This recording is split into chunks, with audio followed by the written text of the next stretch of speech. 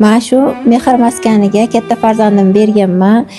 Oldin haftalik maktablarga borardi, o'zgarish bo'lmagan. Bu maktabga borganiga 1 oy bo'ldi. Hozir qo'shib alifbelarni o'qiyapti. O'zlashtirishlari yaxshi bo'lyapti. Rahmat ustozlariga ham, sog' bo'lsin. Kuniga 5 minut, yarim soatdan 1 soat. Bu EFK mashg'ulotimiz bolalarning holatiga qarab yarim soatdan 1 soatgacha mana shunday bog'lovda turadi bolalar. Bunda qon aylanishi yaxshilanadi, ovqat hazm bo'lishi yaxshi bo'ladi hamda qotib qolgan poylar yumshaydi. Bu mashg'ulotimizni biz o'sha masajlardan keyin qilamiz. Kunda masajlar bo'ladi. Masajlardan keyin yura olmaydigan bolalarni mana shunday baylov usulida mashg'ulotlarni olib boramiz.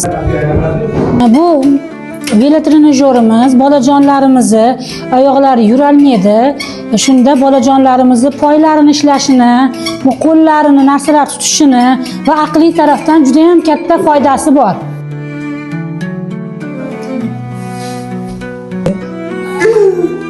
Vaqti bo'lmay, vaqti bemahal masajlardan qolib ketib, bo'ynilari, mana bu oyoqlarini yozilmaydigan bo'lib qatib qolgan.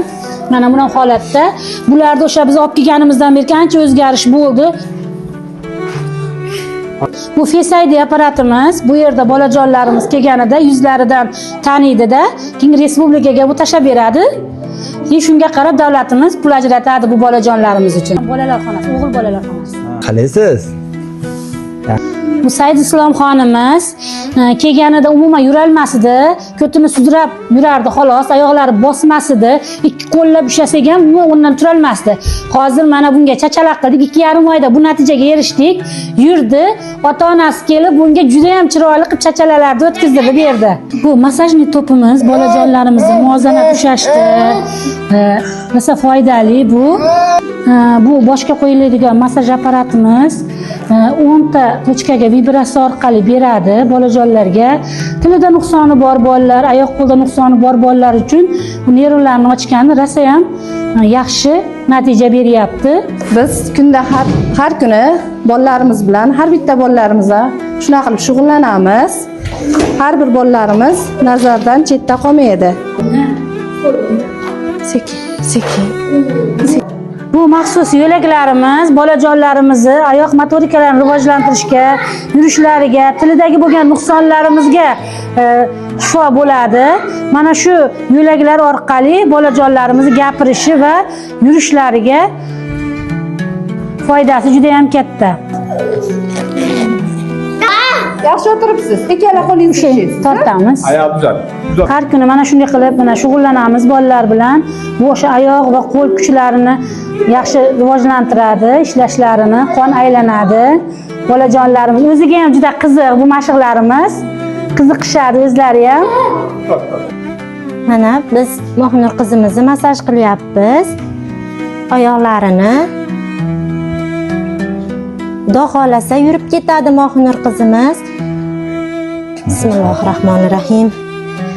Mana oyoqlarni tayini masaj qilsak, oshqozonlariga ovqatlari hazm bo'ladi. Bular yotoqda yotadi-da, sekin hazm bo'ladi ovqatlari. O'shuning uchun buna qilib oyoqlarini tayini masaj qilib, oshqozondagi ovqatlarni hazm qilishga yordam beramiz. Bismillahirrohmanirrohim. Mana Muslima qizimizni gapirishga qiynaladi bu qizimiz. O'shuning uchun biz mana mashqlarimizni qilamiz. Bu nervlarni uyg'otib, o'sha tilida nuqsoni bor bolajonlarimizni til nervlarini uyg'otadi. Mana yuz tomondan masaj qilsak gapirishiga yordam beradi. Mana bizning maskanimizda 2 ta hamshiram bor. 27 yillik tajribaga ega hamshiralarim. Bular o'sha masaj bo'yicha mutaxassis. Detskiy reanimatsiyonida dejurda turishadi. Bitta psixologim bor, juda ham tajribali. 2 ta pedagogim bor va 2 ta logoped ustozlarim mavjud. Mana biz hozir qizlarimiz bilan serqadashni, nitkalar to'qishni o'rganamiz. Kelajakda o'zlariga foydali bo'ladi. Kelajakda ro'zg'origa, bitta hunarni o'rgansa, ro'zg'origa foydali bo'ladi. Bolajonlarimizga kompyuter savodxonligidan ham darslarda o'tamiz. Joyiga tushing. Ana bu mashg'ulotlar bolajonlarning miya faoliyatini yaxshilaydi.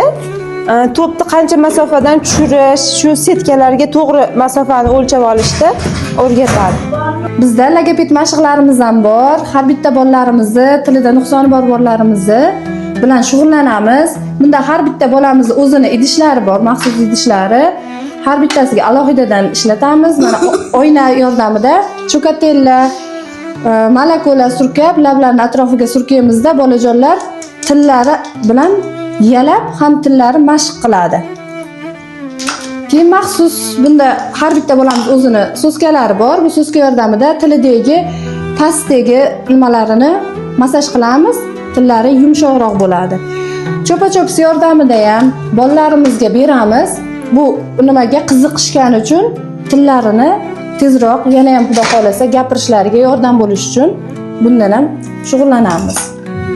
20 kilometr masofada farzandlaringni uydan olib ketib, olib tashlab qo'yish xizmati ham bor ekan. Pastdagi nomerlarga aloqaga chiqib, batafsil ma'lumotni so'rab olishlaring mumkin. Adresni hozir to'liq tushuntirib o'tamiz.